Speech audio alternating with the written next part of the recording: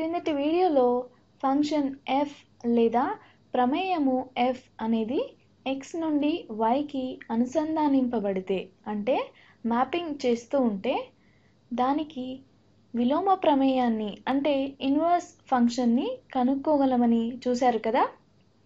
అది y నుండి xకి అనుసంధానింపబడుతుంది. అంటే వ్యాప్తి లేదా కోడొమైన్లో ఉండే ప్రతి yకి ఒక x belongs to capital X అంటే ప్రదేశం లేదా డొమైన్లో ఉన్నప్పుడే విలోమ ప్రమేయాన్ని లేదా ఇన్వర్స్ ఫంక్షన్ని పొందగలము. చూడండి, ఇక్కడ డొమైన్ అంటే ప్రదేశాన్ని గీస్తున్నాను. అలాగే ఇక్కడ వ్యాప్తిని అంటే కోడొమైన్ గీస్తున్నాను.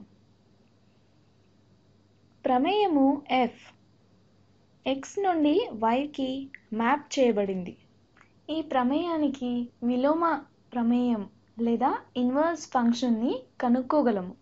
అంటే y అనే దానిలో ఏ మూలకాన్ని తీసుకున్నా దానికి ఒక x ప్రదేశం లేదా డొమైన్లో ఉంటుంది.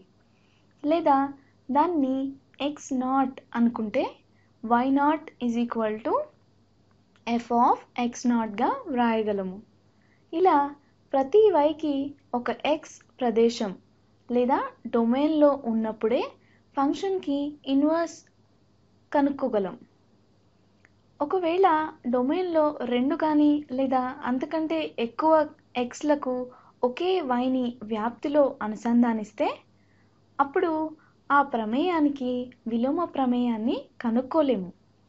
చూడండి, గులాబీ రంగులో ఇంకొక xను ఈ y0కి అనుసంధానిస్తున్నాను.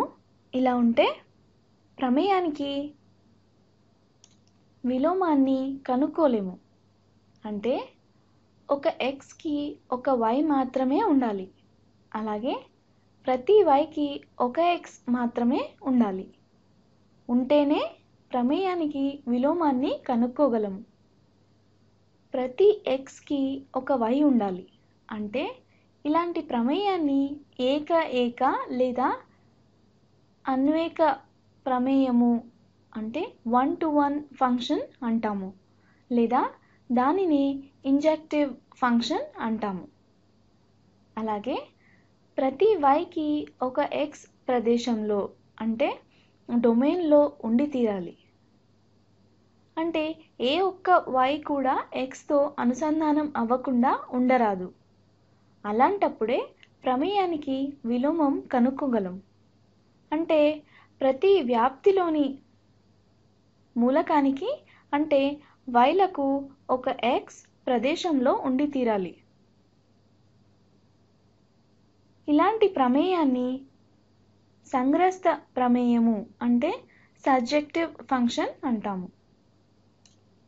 ఈ సర్జెక్టివ్ ఫంక్షన్నే ఆన్టో ఫంక్షన్ అని అంటామని కిందటి వీడియోలో తెలుసుకున్నాం కదా. కానీ సంగ్రస్త ప్రమేయము లేదా సర్జెక్షన్ అంటే ప్రతి yకి ఒక x మాత్రమే ఉండాలని లేదు కదా. కావున ప్రతి yకి ఒక x మాత్రమే ఉండాలని సూచించే ప్రమేయము అన్వేక లేదా ఏకైక ప్రమేయము అంటే ఇంజెక్షన్ లేదా 1-to-1 ఫంక్షన్.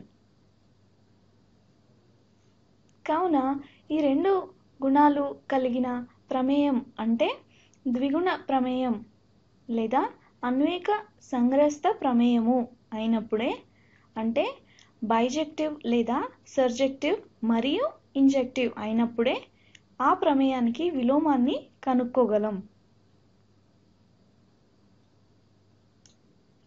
సర్జెక్టివ్ని సంగ్రస్త ప్రమేయమని, ఇంజెక్టివ్ని ఏకైక లేదా అన్వేక ప్రమేయమని అంటామని తెలుసు కదా.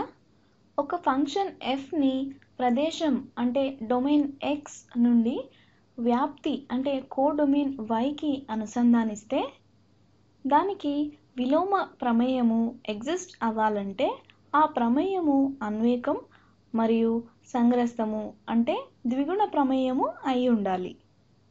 దీనినే ఇక్కడ పటంలో ప్రతి yకి ఒక x మాత్రమే ఉండాలని గీసాను చూడండి. వచ్చే వీడియోలో మళ్ళీ కలుద్దాం.